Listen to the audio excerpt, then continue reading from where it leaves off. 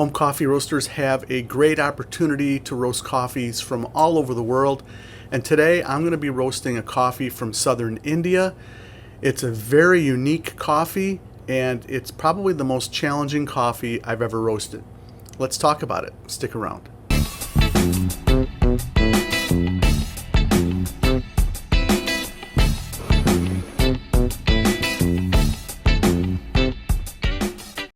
Thank you for joining me today. Welcome to the Virtual Coffee Lab.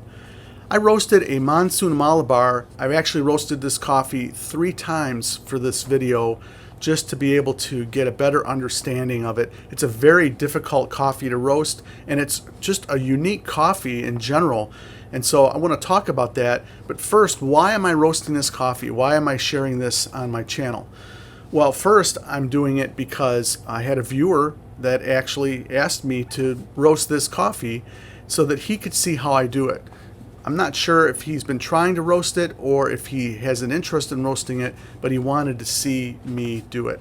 The viewer's name is Vishal, and I've been talking with him on and off regarding roasting tips and some of my videos. He is roasting on a frying pan, and Vishal has been able to roast a great profile using the profile from my 3 tips for new home coffee roasters video, which you can see up in the link. And he said it's the best tasting coffee he's ever been able to roast, and this is on a frying pan.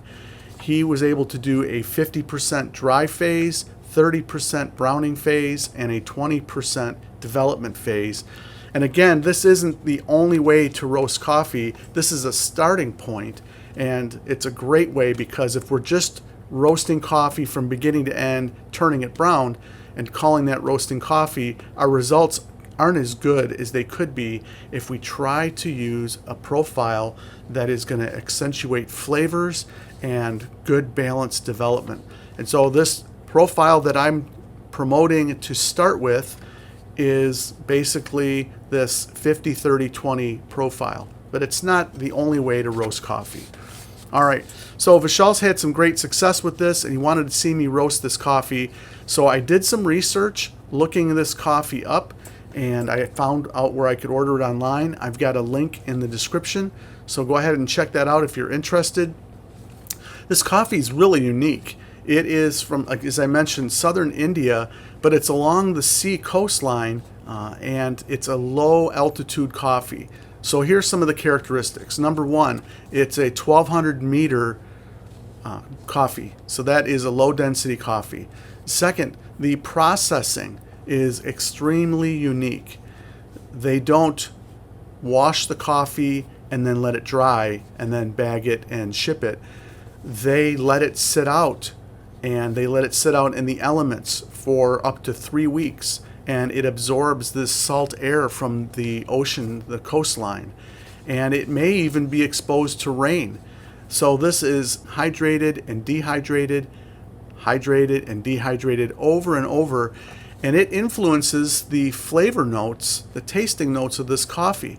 The acidity is reduced because of this processing, and you have this salty air that has influenced the flavor profile as well. So it makes for a very interesting coffee. We'll talk about the tasting notes after we roast the coffee. But before I do that, I wanted to encourage you guys to subscribe to my channel. If you haven't subscribed, that would really help me out. If you watch this video and you like what you see, hit the like button. That would really help me. And I would just encourage you to check out some of my videos. If you're new to home coffee roasting, I have a playlist for coffee roasting essentials. And this is going to talk about some of the core concepts that I am promoting through coffee roasting here at home.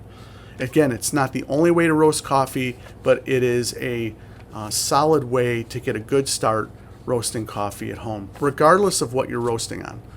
All right, because of the processing of this coffee and where it was grown, this coffee presents some pretty significant challenges when it comes to roasting, and I want to talk about that. The processing that they use, this monsoon processing, that is the type of processing. The monsoon processing creates a bean that looks like something you've never seen before when it comes to fresh green coffee. Take a look at this picture and you'll see to the left is a Guatemalan Huehue and to the right is the Monsooned Malabar. right away you'll see a color difference. And that is one of our huge challenges, is color. You cannot rely on the color of this coffee when you roast it. Normally when you're roasting coffee and you are using the 3 phases of coffee roasting, and we talk about getting to the end of the dry phase where we call from green to yellow, dry end, you want to see that bean color be yellow. And this bean, when you look at it, it's already pale, and to see it turn from a pale to a yellow, it's a very difficult timing, and it's a fine line to be able to do that. Also, when you drop this coffee, you can't rely on the color of the coffee to be able to know when to drop it. So you're going to have to rely on your basic roasting principles, the familiarity with the coffee, and if this is your first time roasting it, you really don't have a chance to rely on any previous roasting experience other than similar type coffees. So what would be a similar type coffee with this Monsooned Malabar? That's a great question, and that's something that I really thought about, and I'll get to that in just a second when we get to how to approach this coffee when roasting it.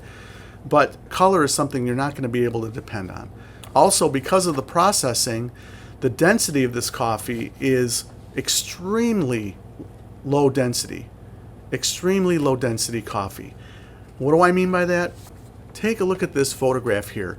I'm using 1 pound of a Guatemalan Huehue in this plastic pitcher, and you'll notice that it is about 700 milligrams in volume. Now, the same pitcher, 1 pound of coffee, this is Monsooned Malabar Coffee, is almost 1,000 milliliters in volume. It's significantly more. It's at least 30% more in volume than the Guatemalan Huehue. And that is a really clear sign of a low density coffee. And so we have a coffee that is going to roast differently because of that. All right, so let's talk about the roasting considerations when we roast this coffee. First, because of the low density and the large volume, there's a lot of things that are going to happen with this roast. Before I even put this in the roaster, I can pretty much guess what's going to happen with this coffee. First, it's going to absorb heat like crazy. That means that my dry phase is going to go really quick. So I want to apply less heat, and I want to have a lower charge temperature when I go through the dry phase. If you're not sure what I'm talking about regarding the dry phase or charge temperatures, I've got links up in the corner here for videos that deal specifically with that.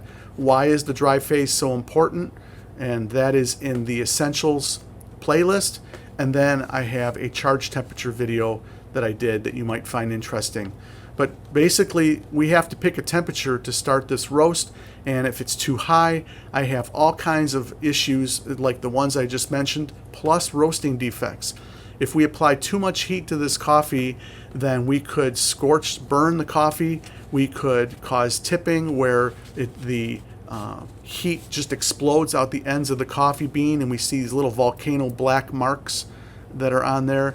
And then we also risk an uneven roast, where the heat has just gone so quickly into this bean that we think we've finished our dry on it, but it's just more roasted on the outside than on the inside, and we end up with a super short roast, and the coffee isn't roasted all the way through. Chances are that's not going to happen with this coffee because it is such a lightweight, low-density coffee, but it is a concern and something to think about. The other issue is when we get to first crack, or just before that. When a coffee is roasting and it reaches first crack, there's that audible cracking noise. Well, I have a feeling that this could be a quiet crack, and the other is I'm very concerned about the exothermic behavior of this coffee. So when we get to first crack or just before, the heat has penetrated this bean to the point where now the bean is beginning to give off heat. And we have this first crack take place. And my biggest concern is that we potentially have a roast that I won't be able to slow it down. So I'm a little concerned about that. I just need to try to pay attention and try to use good common sense heat management when it comes to coffee roasting. All right, so now a little bit of transparency. As I mentioned before, I roasted this coffee 3 times. The 2 times I used a charge temperature of 370 degrees, and one of the roasts I did a charge temperature of 362 degrees. Everything looked right when I used the 370 degree charge temperatures. Everything looked right, but I hadn't quite figured out the color. And so every time I dropped the coffee on the first 2 roasts, I was dropping it at 412 degrees, 420 degrees, trying to figure all that out. And the darker I went, the worse the coffee got. And so my best roast was actually a charge temperature of 362 degrees and a drop temperature of 409. All right, so I charged the roaster. The volume of this coffee filled the drum. I can roast quite a bit of coffee in here, but just because the bean size is so big and it's such a low density coffee, and the volume, as you saw, that 1,000 milliliters of volume, I did a 30-second soak. I started to click up my temperatures every 15 to 30 seconds. So by 2.5 minutes, I was roasting at 1 kPa on my roaster. Turning point was at 1 minute and 27 seconds at 250 degrees. Turning point to me is not it's a milestone, but it's not like a significant event that I mark. Artisan marks it automatically. Okay, all right, so dry phase ended at 324 degrees and a time of 5:21. That is within a normal frame of time for all of my roasts. And so I'm familiar with this, I'm comfortable with this, and I have this roast under control. This is where it starts to get weird. Something happened here that is kind of weird that I want to share with you, and I'm looking for feedback on this. Right at the dry phase, I normally will have a couple of bumps in my rate of rise where I can see that the rate of rise progress is starting to peter out. It's starting to lose its ability to climb, and I start to have these little rolls happen. So that's a clue for me that my commitment to what I want to do with my heat is pretty much done, and I'm going to have to start setting myself up for my ramp downward. I'm talking rate of rise now, downward from dry end to first crack. So this browning phase that we just entered, I have a lot of squiggly humps taking place, more than normal on this coffee. So I don't know if that's my probe with such the lightweight coffee and I'm just getting these weird readings. Until probably a third of the way through my browning phase, it seemed like I was out of control. But I had only made one gas adjustment. After my major gas adjustment from dry end, or just before dry end, I made one other gas adjustment to try to get the rate of rise consistently sloped downward. And I got a little worried, and I didn't want to start going crazy and making a lot of gas changes because of what I talked about earlier. This coffee is really sensitive to heat. So that's something to think about. This happened on each roast that I did where I had this occur. So share your comments with me on that. I'd love to hear what you think about that. I did start to get a nice slope going, and then I had this little bit of a crash occur, and that seemed to happen on each of the roasts, and that was right in the I actually had 2 crashes take place. I'm calling them crashes, but 2 little drops in the rate of rise.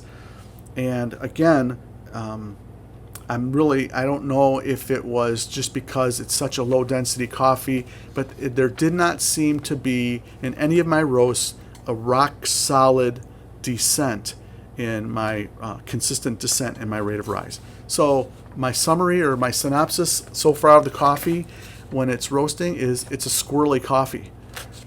That's what I'm going to say. The other really interesting element of this, right before first crack, you can see it here, is I had the crash and flick. And that happens to me occasionally, or quite a bit, but they're very minor usually.